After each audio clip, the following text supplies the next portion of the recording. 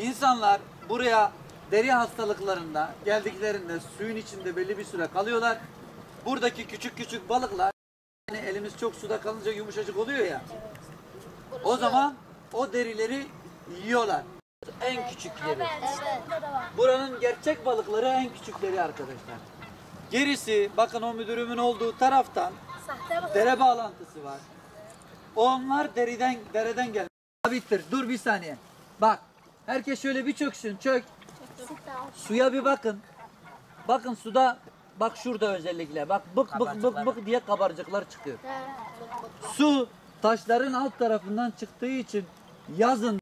O zaman sazan mısın diye soruyorlar. Vallahi onu bilmiyorum müdürüm.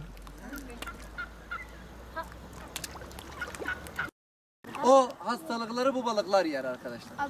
Şu taraftakiler de yese şifalı bak. Müdürüm ayağınızı yiyorlar mı? Doydular artık.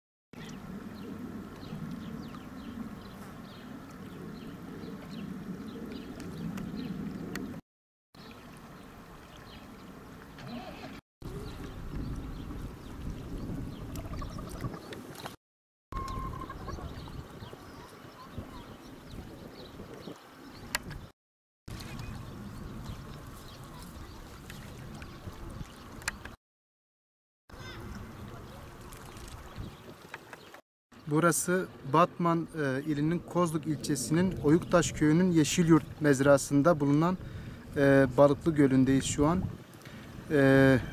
Burasının binlerce yıllık bir tarihi geçmişi var. İçinde bulunan balıklar Şanlıurfa'daki balıklara benziyor. Burasının suyu taşıma suyuyla gelmektedir. Ondan sonra etrafı tarihi eserlerle donatılmış bir şekilde donatılmıştır. İçinde bulunan balıkların özelliği romatizma hastalığına iyi gelmekte. Buraya birkaç defa yetkililerin gelmesine rağmen herhangi bir çalışma yapılamamıştır. Restorasyonuna bağlı olarak herhangi bir çalışma yapılamamıştır. Buradan Kültür ve Turizm Bakanlığı'na seslenmek istiyorum. Buradaki tarihi gölünün restorasyonun yapılmasını istiyoruz hepimiz köylülerce. Burasının restorasyonun yapılıp turizme kazandırılmasını istiyoruz.